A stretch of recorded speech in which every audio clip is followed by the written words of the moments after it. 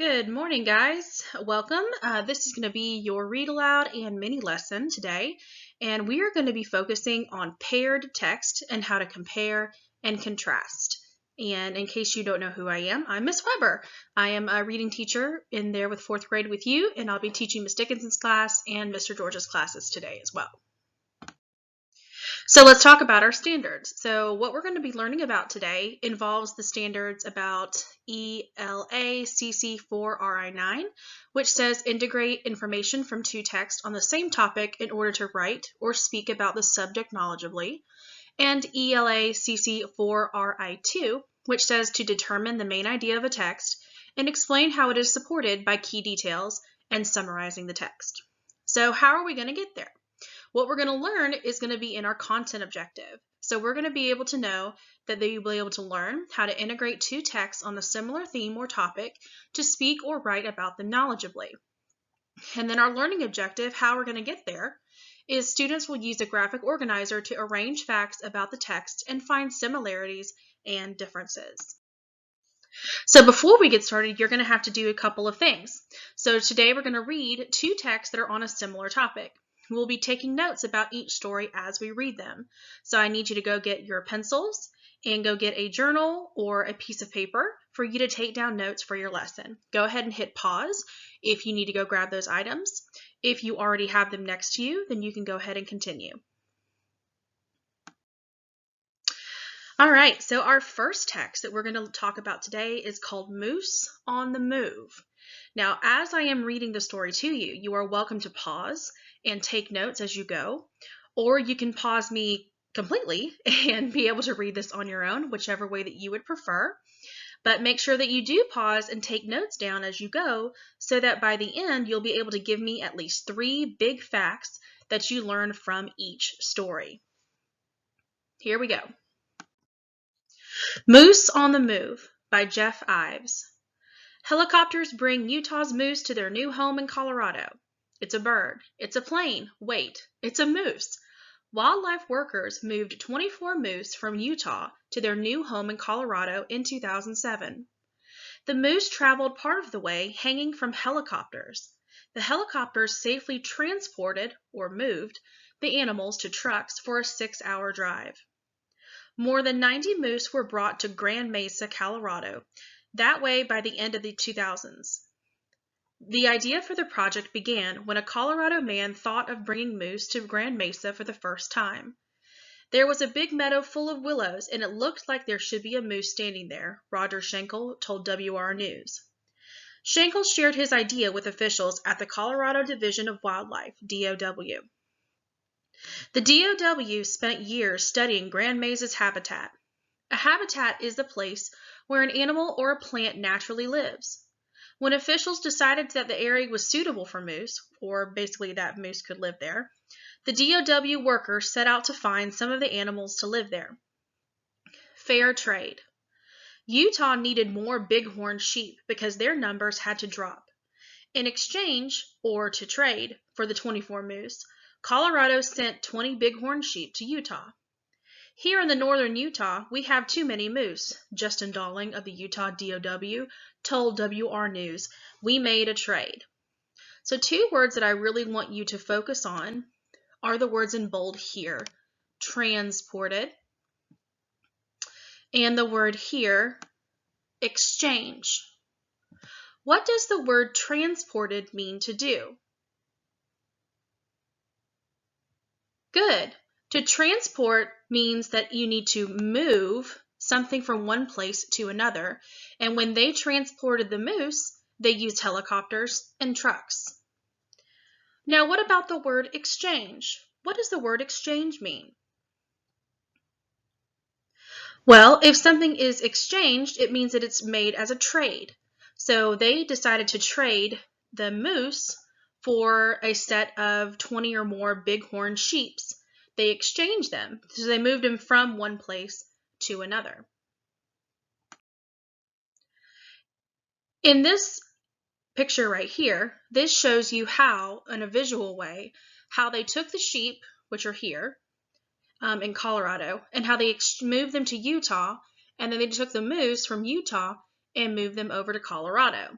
And in the captions beneath that, it tells you that Colorado exchanged bighorn sheep for moose in 2007.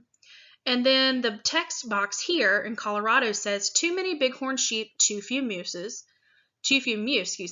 In February, 20 bighorn sheep were moved to Utah. And then in Utah, too many moose, too few bighorn sheep. In January, 24 moose were moved to Colorado. So it looks like they almost made a pretty much an even exchange of moose for bighorn sheep. Animal overpopulation can be a big problem. That happens when too many animals live in one area. Those animals can run out of food. Wildlife officials help solve the problem by moving animals to areas where they can find enough food. The map shows how some moose and some bighorn sheep were swapped to keep both groups of animals healthy. The word I want you to focus on here in bold is overpopulation. Now, what does the word overpopulation mean? They give the definition in the second sentence. This is when too many animals live in one area. So if one area has too many types of one animal, then there's an overpopulation of that particular animal. So what is the big three? So as you were going through the story, you should have stopped and taken some notes. And I wanted you to find at least 3 big ideas that you got from the text itself. So what you could have put them in is a bullet point list, which is what you see here on this screen. So this is the bullet point list that I created as I was reading through the story. I had 3 big things that I felt were the most important to help me find the main idea of the text and to help me summarize it as well. So in my bullet point list, this is what I saw. I put that there were 24 moose from Utah that were transported to a new home in Colorado. Bighorn sheep were having trouble finding enough food in Colorado, so they exchanged or traded 20 sheep for the 24 moose to go live in Utah. The exchange helped balance the moose and sheep populations, so they all had a balanced habitat. Now your notes can obviously look very different from mine, but as long as you got the main idea of the story, then your notes are going to work just fine. Take a moment, pause, and make sure that you have at least 3 big things in your notes. All right, let's move on to text 2, Whoop It Up. Be sure to pause when needed to write down at least 3 facts that you learned as we are reading through the story. Whooping crane. Scientists have been teaching whooping cranes to fly south. Dressed in a white costume, scientist Joe Duff pretended to be a whooping crane. He might have looked silly, but he had an important job to do. Duff trained a flock of whooping crane chicks in Wisconsin to think he was their mother. It's like becoming a bird yourself, he told Weekly Reader. Joe Duff is the team leader of a group called Operation Migration. Members have been teaching whoopers to migrate to Florida since 2001. When animals migrate, they move from one place to another. Operation Migration workers train young whoopers to follow ultralight aircraft, or very lightweight airplanes. Each aircraft is flown by a pilot in a whooping crane costume. In 6 months, the birds would be ready to follow the aircraft and migrate to Florida for the winter. Let's stop and look at some of the vocabulary words. So you can see the first word, migrate. What does the word migrate mean? Did you find the definition? It's over here in the last sentence. It says when animals migrate, they move from one place to another. Let's look at our second definition, or second word, down here, ultra-light. That's a compound word when they take 2 words, put them together, ultra and light. So what is the definition of ultra-light? Good. The definition of ultralight is something that is very lightweight. And if something is very lightweight, that means that it doesn't weigh a lot. So it's very easy for them to fly these airplanes just by themselves because they're super, super light. They do not weigh very much at all in order to operate them. Bringing back the whoopers. The whooping crane is an endangered bird. In 1941, only 1 flock of whooping cranes lived naturally in the wild. Those birds migrated between Canada and Texas. The Canadian and United States governments have protected these birds to help save them. The population increased slowly, but scientists decided that having more than 1 flock would keep the whooping cranes from dying out. Whooping cranes trained by Operation Migration in the past have remembered the route. They return to Wisconsin each spring and fly back to Florida in the fall. We want our birds to pay attention to us for the first year, until we get them down to Florida, said Duff. After that, we hope they communicate with wild birds and become wild birds themselves. Let's talk about a few words. First word I want to focus on is this word endangered. What does the word endangered mean? So if a species is endangered, it means that they are in danger of dying out. And if a population dies out, that means that they go from being endangered, which means they're at risk, and that means they become extinct, which means that they are completely not able to be found anywhere in the wild. And if you noticed, in 1941, there was only one flock of whooping cranes that was actually living in the wild. So that's the reason they probably started this mission, so that they could make sure the whooping crane populations were still able to kind of rebound and come back and be able to have more chicks and be able to produce more whooping cranes. Migration route. Every October since 2001, pilots have been leading the new flock of whoopers south for the winter. The migration route takes them over 7 states: Wisconsin, Illinois, Indiana, Kentucky, Tennessee, Georgia, and finally, Florida. So this is the part where I want you to stop. I want you to make sure that you have written down at least 3 big ideas that you got from the current story.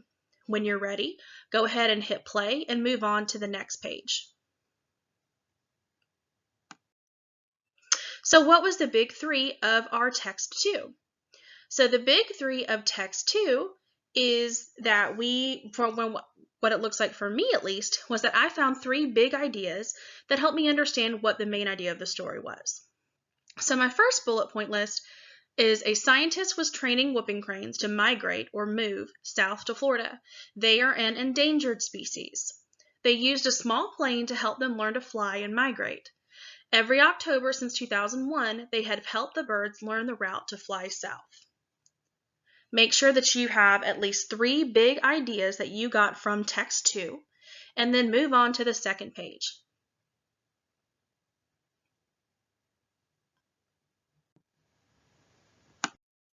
Okay, so for tomorrow's lesson, you're going to need to keep these notes that you have with you today to be able to help you create a Venn diagram for the lesson tomorrow.